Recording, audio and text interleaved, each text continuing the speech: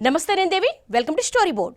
శ్రావణ మాసం వరుస పండుగలు, ఇంట్లో పిండొంటలు, పూజా కార్యక్రమాలతో సందడి చేయాల్సిన సమయంలో నిత్యావసరాల ధరలు సామాన్యుడికి చుక్కలు చూపిస్తున్నాయి.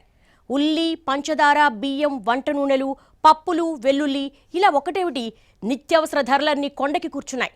దీంతో ఆహార ద్రవ్యోల్బణం విపరీతంగా పెరిగిపోయింది. తద్వారా కుటుంబ బడ్జెట్ భారీగా పెరిగింది. ఇప్పటికే నిత్యావసర ఖర్చు 20 నుంచి 30% వరకు పెరిగిందని సామాన్యులు వాపోతున్నారు. రానున్న రోజుల్లో ధరలు మరింత పెరిగే అవకాశం ఉందన్న ప్రచారం ఆందోళన కలిగిస్తోంది. నిత్యావసరాల ధరలు మంటలు పుట్టిస్తున్నాయి.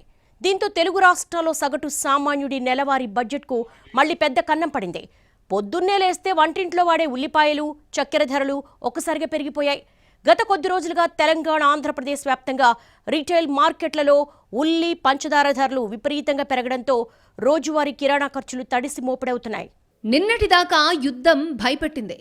దానికిప్పుడు ఎల్నీలో ఎఫెక్ట్ తోడైంది. ఇంకేముంది, ధరల పులి జూలు విదిల్చి సామాన్య మధ్యతరగతి వర్గాలపై పంజా విసురుతోంది. ధరల పెరుగుదలకు వ్యాపారులు ఎల్నీలో ప్రభావాన్ని కారణంగా చూపుతున్నప్పటికీ బ్లాక్ మార్కెటింగ్ కూడా పుట్టి ముంచుతోందనేది కాదనలేని సత్యం. ప్రస్తుతం అన్ని రకాల సరుకుల ధరలు ఒకేసారి పెరగడంపై సామాన్యులు ఉక్కిరిబిక్కిరవుతున్నారు. గత సీజన్లో పండిన ధాన్యం అమ్మకాలు ఈ ఏడాది మే, జూన్లో పూర్తయ్యాయి. అధిక శాతం ధాన్యం తమ వద్దకు చేరిన టైంలోనే ఎల్నీనో ప్రభావం మొదలైందని వ్యాపారులు చెబుతున్నారు. దీంతో బియ్యం ధరలు ఒక్కసారిగా పెరిగాయి. గతంలో కిలో 55 వరకు ఉన్న బియ్యం ధర 65 నుంచి 69కి చేరింది. కొన్ని బ్రాండెడ్ రకాల ధరలు మరింత పెరిగాయి.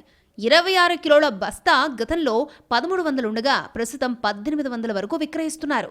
ఫలితంగా ఒక్కో కుటుంబంపై బియ్యం రూపంలోనే నెలకు సగటున 500 వరకు అదనపు భారం పడుతోంది.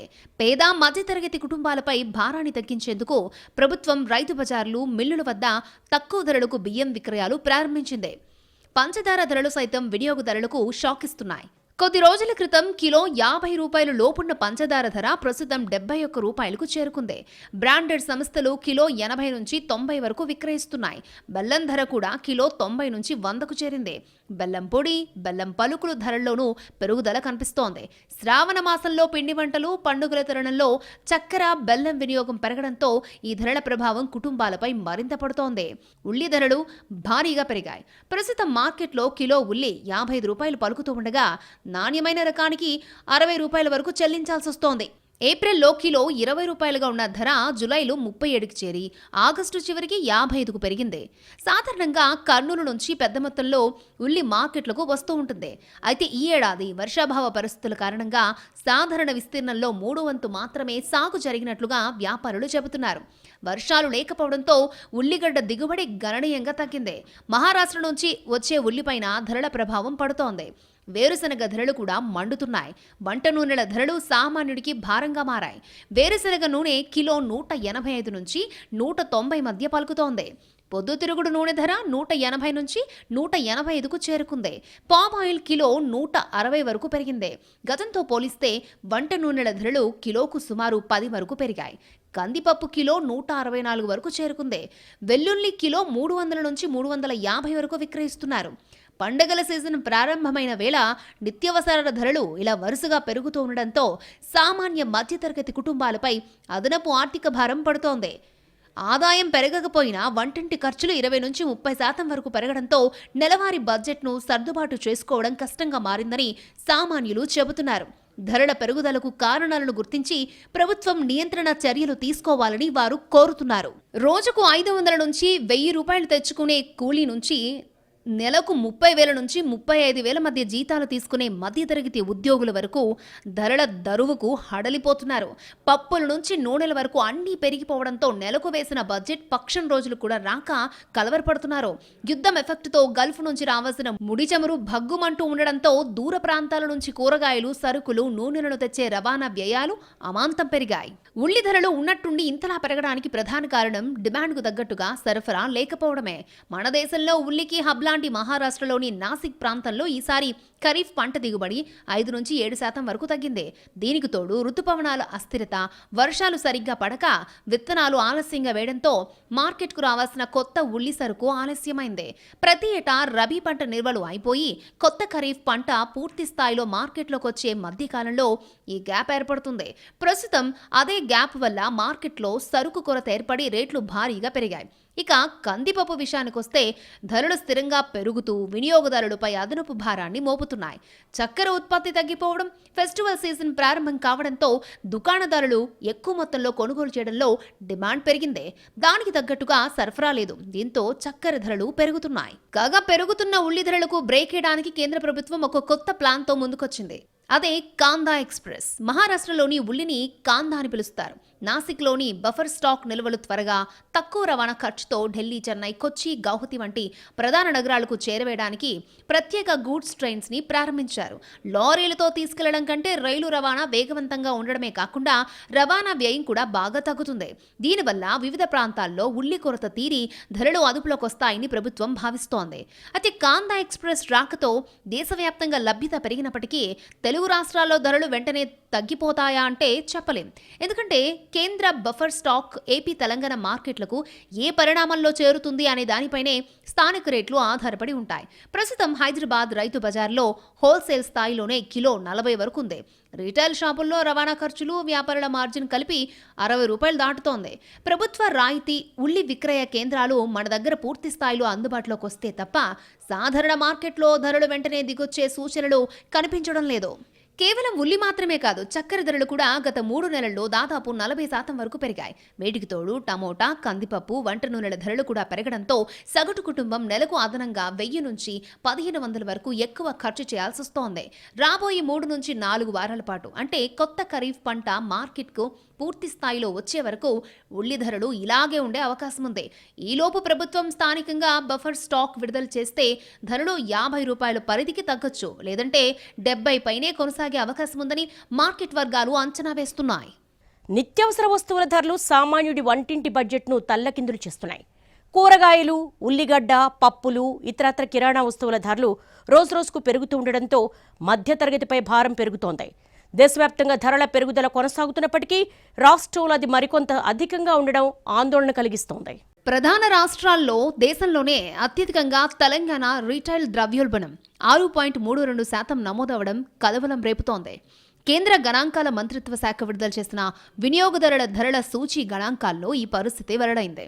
తెలంగాణ తర్వాత ఏపీలో ద్రవ్యోల్బణం 5.72% ఉండగా, తమిళనాడులో 5.44%, మధ్యప్రదేశ్లో 4.91%, కర్ణాటకలో 4.89%గా ఉంది. దేశం సగటు ద్రవ్యోల్బణం 4.45%గా నమోదైంది. ఈ పరిస్థితుల్లో ఇతర రాష్ట్రాల కన్నా తెలంగాణలోనే కూరగాయలతో పాటు నిత్యావసరాల ధరలు ఆకాశానంటుతున్నాయి. జూలైలో దేశవ్యాప్తంగా రిటైల్ ద్రవ్యోల్బణం 4.45%గా ఉండగా, ఆహార వస్తువుల ధరలను ప్రతిబింబించే ఆహార ద్రవ్యోల్బణం 5.52%గా ఉంది. గ్రామీణ ప్రాంతాల్లో ఆహార ద్రవ్యోల్బణం మరింత ఎక్కువగా 5.79%గా నమోదైంది. దీనికి భిన్నంగా తెలంగాణలో మొత్తం ద్రవ్యోల్బణం 6.32%గా ఉండడం రాష్ట్ర ప్రజలపై ధరల భారం ఏ స్థాయిలో ఉందో స్పష్టం చేస్తోంది. దేశ సగటుతో పోలిస్తే తెలంగాణలో ధరల పెరుగుదల అధికంగా ఉంది. ప్రతి కుటుంబం నెలవారీ వంటింటి ఖర్చులో కనిపిస్తున్న అదనపు భారానికి ఇది అద్దం పడుతోందని మార్కెట్ వర్గాలు అభిప్రాయపడుతున్నాయి. కూరగాయలు, నిత్యావసరాల ధరలు భారీగా పెరగడంతో కుటుంబాల నెలవారీ కూరగాయల ఖర్చు భారీగా పెరిగింది. పప్పుల ధరలు సైతం సామాన్యుడికి భారంగా మారుతున్నాయి. బియ్యం ధరలు సైతం బెంబేలెత్తిస్తున్నాయి. మునుపటి పంట నిల్వలు తగ్గిపోవడం, కొత్త పంట మార్కెట్కు రావడానికి ఇంకా టైం ఉండడం, ఉత్పత్తి తగ్గిన సమయంలో డిమాండ్ పెరగడంతో ధరలపై ఒత్తిడి పెరిగింది. దీనికి తోడు పలు ప్రాంతాల్లో భారీ వర్షాల కారణంగా పంట దెబ్బతినడం, పొలాల నుంచి మార్కెట్లకు సరుకు రవాణాలో ఆలస్యం ఏర్పడడం, మహారాష్ట్ర, కర్ణాటక, ఆంధ్రప్రదేశ్ తదితర ప్రధాన ఉత్పత్తి రాష్ట్రాల్లో వర్షాలు పంటల కోత, రవాణాపై ప్రభావం చూపుతున్నాయి. శ్రావణ మాసం రాబోయే వినాయక చవితి వేళ స్వీట్లు, పిండి వంటల తయారీ పరిశ్రమలు, హోటళ్లు, గృహాల నుంచి వినియోగం ఒక్కసారిగా పెరగడం కూడా నిత్యావసరాల సరఫరాపై ఒత్తిడిని పెంచుతోంది. అంతర్రాష్ట్ర రవాణా వ్యయం పెరగడం వల్ల మహారాష్ట్ర, కర్ణాటక వంటి ప్రధాన మార్కెట్ల నుంచి వచ్చే సరుకుపై అదనపు భారం పడింది. మన దేశం దిగుమతి చేసుకునే ముడి పామ్ ఆయిల్, సన్ఫ్లవర్ నూనెలపై అంతర్జాతీయ మార్కెట్లలో ధరలు పెరగడం, దిగుమతి సుంకాల్లో మార్పులు కూడా ధరలపై ప్రభావాన్ని చూపుతున్నాయి. యుద్ధం పేరిట నిన్న, ఎల్నినో పేరిట ఇప్పుడు మార్కెట్లో కొందరు వ్యాపారులు ఇష్టానుసారం రేట్లు పెంచేశారు. నిజానికి రాష్ట్రంలో ఎల్నినో ఇంకా పూర్తి స్థాయిలో ప్రభావం చూపించలేదు. ఈ సీజన్ పంటలు మార్కెట్కు వస్తేనే ధరలపై దాని దెబ్బను అంచనా వేయగలం. కానీ ఎల్నీనో బూచీని చూపించి కొందరు వ్యాపారులు విపరీతంగా దండుకుంటున్నారు. విదేశాలకు ఎగుమతులకు తోడు కృత్రిమ కొరత కొంత, నిల్వలు లేక మరికొంత బియ్యం ధరల పెంపునకు కారణమైందే. పంట దిగుబడులు రాకపోతే ఈ కొరత మరింత ఎక్కువగా ఉండే ప్రమాదం ఉంది. చెరుకు పంట గతంలో మాదిరిగా షుగర్ ఫ్యాక్టరీల కంటే ఇథనాల్ ఫ్యాక్టరీలకు ఎక్కువగా తరలుతూ ఉండడంతో పంచదార, బెల్లంకి కూడా కొరత ఏర్పడుతోంది. వంట నూనెలు సహా ఇతర నిత్యావసరాలపై డాలర్ పెరుగుదల తీవ్ర ప్రభావాన్ని చూపిస్తోంది. మనకు వంట నూనెలన్నీ మలేషియా నుంచి ఎక్కువగా దిగుమతి అవుతూ ఉంటాయి. పురుగుల మందులు, ముడి సరుకులు పెరగడం కూడా వ్యవసాయ ఉత్పత్తుల వ్యయాన్ని పెంచేసింది. సబ్బులు, పేస్ట్లు, ఇతర ప్యాకింగ్ ఉత్పత్తుల ధరలు పెరిగాయి. హోల్సేల్ మార్కెట్కు బియ్యం దేశీయంగా దిగుమతి అవుతూ ఉంటుంది. పప్పు దినుసుల్లో మినుములు, పచ్చ బఠానీలు దక్షిణాఫ్రికా నుంచి, కందులు బర్మా నుంచి దిగుమతి అవుతూ ఉంటాయి. డ్రై ఫ్రూట్స్ యూరోప్ దేశాల నుంచి, ఖర్జూరం గల్ఫ్ దేశాల నుంచి దిగుమతి అవుతుంది. ఇవి కాకుండా దేశీయంగా పండిన మిర్చి, కాటన్, ఫ్యాన్సీ ఐటమ్స్ వంటివి కూడా దిగుమతి చేసుకుని 2 తెలుగు రాష్ట్రాల ప్రీ హోల్సేల్ వ్యాపారులు రిటైల్ మార్కెట్లకు ఎగుమతి చేస్తున్నారు. చక్కెర ధరలు ఆకాశాన్నంటడంతో ఈ ఏడాది పండుగ సీజన్ చేదు అనుభవాన్ని మిగుల్చుతుంది అనే ఆందోళనలు వ్యక్తమవుతున్నాయి. 2 వారాల వ్యవధిలోనే కిలో చక్కెర ధర 20 రూపాయల వరకు పెరిగింది. దేశీయంగా తగినంత మేర చక్కెర నిల్వలు ఉన్నప్పటికీ పరిశ్రమ వర్గాలు కృత్రిమ కొరతను సృష్టించి ధరల పెరుగుదలకు కారణమవుతున్నాయని ప్రభుత్వ వర్గాలు అంటున్నాయి. పండుగల సీజన్ ఆరంభంలో చక్కెర ధరలు అమాంతం పెరగడంతో అటు ప్రజలు, ఇటు చిన్న వ్యాపారులు ఆందోళన వ్యక్తం చేస్తున్నారు. పండగల సీజన్, మిఠాయిలు తప్పనిసరి కావడంతో చక్కెరకు డిమాండ్ పెరిగి వాటి ధరలు మరింత పెరిగే ప్రమాదం ఉందని అంటున్నారు. ధరల నియంత్రణకు ప్రభుత్వం పలు చర్యలు చేపట్టినప్పటికీ ఇప్పటికిప్పుడు చక్కెర ధరలు తగ్గే అవకాశం లేదని వ్యాపార వర్గాలు అంటున్నాయి.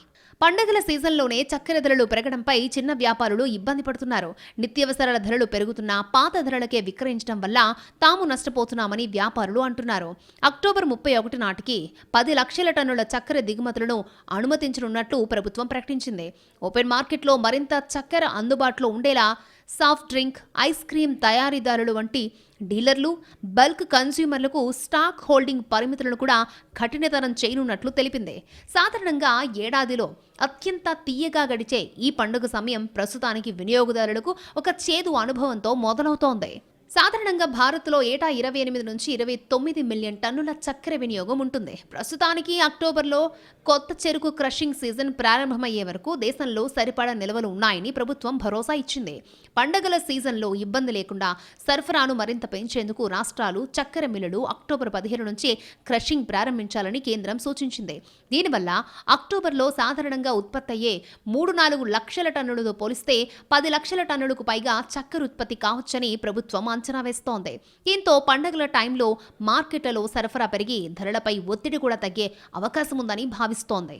ప్రస్తుతం పెరుగుతున్న ద్రవ్యోల్బణం దేశంలో పేదరికాన్ని పెంచే ప్రమాదం ఖచ్చితంగా ఉందని ఆర్థిక నిపుణులు మరియు అంతర్జాతీయ నివేదికలు తీవ్రంగా హెచ్చరిస్తున్నాయి. ఆర్థిక నిపుణులు ద్రవ్యోల్బణాన్ని, ముఖ్యంగా ఆహార ద్రవ్యోల్బణాన్ని పేదలపై పడే అదృశ్య పన్నుగా అభివర్ణిస్తారు. సంపన్నులు తమ ఆదాయంలో 10 నుంచి 15% మాత్రమే ఆహారానికి ఖర్చు చేస్తే, పేదలు, దిగువ మధ్యతరగతి ప్రజలు తమ రోజువారీ ఆదాయంలో 50 నుంచి 70% వరకు కేవలం తిండికే ఖర్చు చేస్తారు. ఆహార ధరలు పెరిగినప్పుడు వారి వద్ద ఇతర అవసరాలకు పైసా కూడా మిగలదు. వంటింటి పొయ్యి వెలిగితేనే కుటుంబ జీవితం సజావుగా సాగుతుంది. కానీ ఆ పొయ్యి మీద గిన్నె పెట్టే ప్రతి కుటుంబానికి ఇప్పుడు ధరల మంట తప్పడం లేదు. పేదవాడి పళ్ళెవు నుంచి మధ్యతరగతి కుటుంబం నెలవారీ బడ్జెట్ వరకు ద్రవ్యోల్బణం ప్రభావం స్పష్టంగా కనిపిస్తోంది. జీతం గొర్రెతో ఒక బెత్తెడు చందంగా ఉంటే కిరాణా బిల్లు మాత్రం అడ్డు అదుపు లేకుండా పెరగడం సామాన్యుడి ఆందోళనకు కారణమవుతోంది.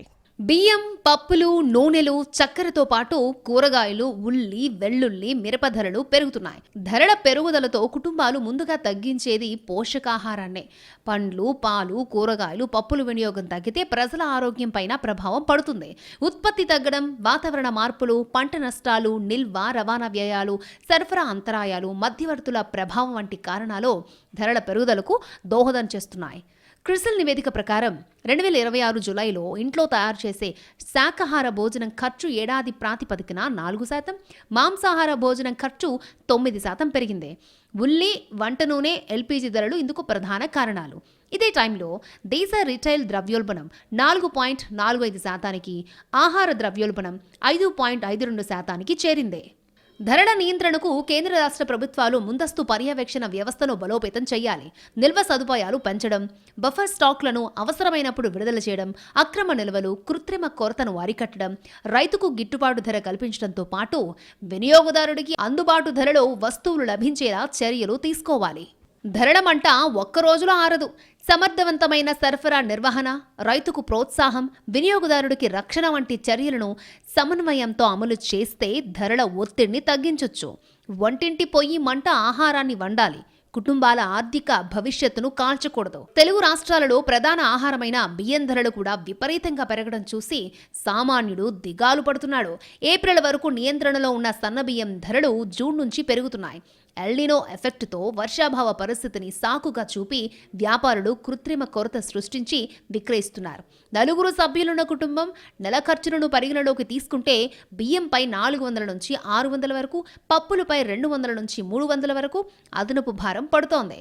కూరగాయలు, ఇతర నిత్యావసర సరుకులన్నీ కలిపి నెలకు 1500 నుంచి 2000 వరకు భారం పెరగనుంది. గ్యాస్, పెట్రోల్ కలిపి లెక్కిస్తే నెలవారీ ఓ కుటుంబంపై 2500 నుంచి 3000 వరకు భారం పడుతోంది. ఈ ధరల పెరుగుదలతో ఇంటి నిత్యావసరాల ఖర్చు భరించలేని స్థితికి సామాన్యులు చేరుకుంటున్నారు. ధరలను నియంత్రించాలని ప్రభుత్వం చర్యలు తీసుకోవాలని సామాన్య మధ్యతరగతి ప్రజలు కోరుతున్నారు. ఏతావాత దేశంలో ధరల మంట సామాన్యుడి బతుకు బండికి ఎసురు పెట్టేలా ఉంది. ఇదేదో ఇప్పటికిప్పుడు జరిగిన పరిణామం కానే కాదు. ఎప్పుడైతే ఉక్రెయిన్ యుద్ధం మొదలైందో అప్పటి నుంచి లేనిపోని కారణాలు చెప్పి నిత్యావసరాల ధరలు పెంచుతూనే ఉన్నారు వ్యాపారులు. అలా వారి సాయశక్తులా ప్రయత్నించి ఇప్పటికే పప్పులు, నూనెల ధరల్ని పైకి తీసుకెళ్లారు. ఈ పెంపు చాలదు అన్నట్టుగా ఇప్పుడు సాక్షాత్తు కంపెనీలు రంగంలోకి దిగి తమ వంతు వాయింపునకు శ్రీకారం చుట్టాయి. నిండా మునిగిన వాడికి చలేంటి అన్నట్టుగా ఇప్పటికే ధరల భారం మోస్తున్న సామాన్యులపై మరికాస్త భారం పెట్టినంత మాత్రాన కొత్తగా పోయేదేముంది అనే లాజిక్ అప్లై చేస్తున్నాయి. ఇటు సగటు మనిషి మాత్రం ధరాఘాతాన్ని తలుచుకుని కుదేలైపోతున్నాడు. నాన్ స్టాప్గా దాడి చేస్తున్న ధరల భూతం ఎప్పటికి వదులుతుందోనని ఆవేదన వ్యక్తం చేస్తున్నాడు. ఆదాయం అందంత మాత్రంగానే ఉంటే ఖర్చులు మాత్రం కొండంతలా పెరిగిపోతున్నాయి. పెరిగిన ధరలతో నెలనెలా వచ్చే జీతం ఏ మూలకు సరిపోవడం లేదని ప్రజలు ఆవేదన వ్యక్తం చేస్తున్నారు. తప్పనిసరి పరిస్థితుల్లో అప్పులు చేసి నిత్యావసరాలు కొనాల్సిన పరిస్థితి ఉందని వాపోతున్నారు. కొన్నేళ్లుగా ఎక్కడా ఎలాంటి సంక్షోభం వచ్చినా దాని ప్రభావం మనపై పడకుండా అధిక దిగుబడులు ఆదుకుంటూ వచ్చాయి. కానీ ఈసారి ఎల్నినో ఎఫెక్టుతో సాగు విస్తీర్ణం కూడా భారీగా తగ్గి అవకాశమే అదునుగా ముందస్తు ధరల మంట హెచ్చరికలు వచ్చేశాయి. యుద్ధానికి తోడు అన్ని రకాలుగా మనకు ప్రతికూల సంకేతాలే అందుతున్నాయి. ఆర్థిక గణాంకాలు, భవిష్యత్తు అంచనాలు ఏది చూసినా ఆశాజనక పరిస్థితులు లేవు. దీనికి తోడు రూపాయి విలువ అంతకంతకు పడిపోతోంది. దిగుమతుల భారాన్ని భరించలేని స్థితిలో కొత్తగా స్టాక్ వచ్చే మార్గాలు తగ్గిపోతున్న తరుణంలో భవిష్యత్తులోనూ ధరలు పెరుగుదల ఖాయం అనే హెచ్చరికలు అందర్నీ భయపెడుతున్నాయి. భారత వాతావరణ శాఖ అంచనాల ప్రకారం ఆగస్టు, సెప్టెంబర్ నెలల్లో సాధారణం కంటే తక్కువ వర్షపాతం నమోదయ్యే అవకాశం ఉంది. రుతుపవనాలు బలహీనపడితే వ్యవసాయ దిగుబడులు తగ్గిపోతాయి. ఇది కాస్త మార్కెట్లో బియ్యం, గోధుమలు, పప్పు ధాన్యాలు, వంట నూనెల ధరలు మరింత మండేలా చేసే ప్రమాదం ఉంది. జులై నాటికే ఆహార ఉత్పత్తుల ధరల్లో స్వల్ప పెరుగుదల కనిపించింది. ద్రవ్యోల్బణం ఇంకా అదుపులోకి రాకపోవడం, పైగా అంతర్జాతీయంగా ముడి చమురు ధరలు మళ్లీ పెరిగే అవకాశం ఉండడంతో ఆర్బీఐ అలర్ట్ అయింది.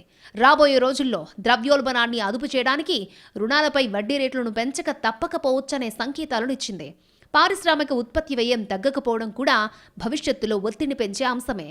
మొత్తానికి దేశీయంగా డిమాండ్ బాగానే ఉన్నా వానలు, నిత్యావసరాల ధరలే రానున్న రోజుల్లో భారత ఆర్థిక రథానికి అసలైన పరీక్ష పెట్టనున్నాయి. ప్రపంచ బ్యాంక్, అంతర్జాతీయ ద్రవ్యనిధి అధ్యయనాల ప్రకారం మధ్యతరగతి సరిహద్దుల్లో ఉన్నవారు, దేశంలో పేదరిక రేఖకు కొద్దిగా ఎగువనున్న లక్షలాది కుటుంబాలు ద్రవ్యోల్బణం వల్ల తిరిగి పేదరికంలోకి జారుకునే ప్రమాదముంది. ఆదాయాలు పెరగకుండా రోజువారీ నిత్యావసర వ్యయం పెరిగితే వారు తమ జీవితకాల పొదుపును కరిగించుకుని చివరకు అప్పులు పాలవుతారు. ఈ పరిస్థితి మొదట కుటుంబాలకు, తర్వాత దేశానికి చేటు చేస్తోంది. మొత్తం మీద ప్రస్తుత ధరల పెరుగుదల కొన్ని దశాబ్దాల కుటుంబాల ఆర్థిక భద్రతను కుప్పకూలుస్తుంది అనే ఆందోళన లేకపోలేదు. సామాన్యులు, దిగువ మధ్యతరగతి కుటుంబాల జీవన శైలిపై ఈ ధరాఘాతం ప్రత్యక్ష ప్రభావం చూపించనుంది. ముఖ్యంగా నెలవారీ కిరాణా బడ్జెట్ తలకిందులవుతుంది. సాధారణ కుటుంబాలు తమ మొత్తం ఆదాయంలో 35 నుంచి 50% వరకు కేవలం ఆహారం, నిత్యావసరాలకి ఖర్చు చేస్తాయి. ఆహార ద్రవ్యోల్బణం పెరిగితే కిరాణా బడ్జెట్ ఒక్కసారిగా 15 నుంచి 20% వరకు పెరిగిపోతుందని ఆర్థిక నిపుణుల అంచనా ప్రకారం ద్రవ్యోల్బణం వల్ల దేశంలో కే-షేప్డ్ వృద్ధి వేగవంతమవుతుంది. ధరలు పెరిగినా ఆస్తుల విలువలు పెరగడం వల్ల ధనికులు మరింత ధనికులవుతారు. నిత్యావసర ధరలు పెరిగి వేతనాలు పెరగకపోవడం వల్ల పేదలు మరింత నిరుపేదలుగా మారుతారు. ఆర్థికవేత్తలు కేవలం అంకెల పరంగానే కాకుండా మానవ కోణంలో కూడా చూడాలని హెచ్చరిస్తున్నారు. ధరల భారం వల్ల పేద కుటుంబాలు పాలు, పప్పులు, పండ్లు, కూరగాయలు తినడం తగ్గిస్తారు. దీనివల్ల పిల్లలలో పోషకాహార లోపం పెరిగి భవిష్యత్తులో వారి పని సామర్థ్యం దెబ్బతింటుంది. ఇది దేశ ఆర్థిక పురోగతిని దీర్ఘకాలంలో వెనక్కి నెడుతుంది. ఏతావాత ధరల పెరుగుదల ఇప్పట్లో ఆగే పరిస్థితి లేకపోవడం సామాన్యులకు దుర్భర భవిష్యత్తును ఖాయం చేస్తోందనడంలో ఎలాంటి సందేహం లేదు. కాకపోతే ఈ దుష్ప్రభావం ప్రస్తుతం వ్యక్తిగత స్థాయిలోనే ఉన్నా అది దీర్ఘకాలంలో దేశ ఆర్థిక అనారోగ్యానికి దారితీసే అవకాశాలు ఎక్కువగా కనిపిస్తున్నాయి. ఇది వాళ్ళ స్టోరీ బోర్డ్. నమస్తే.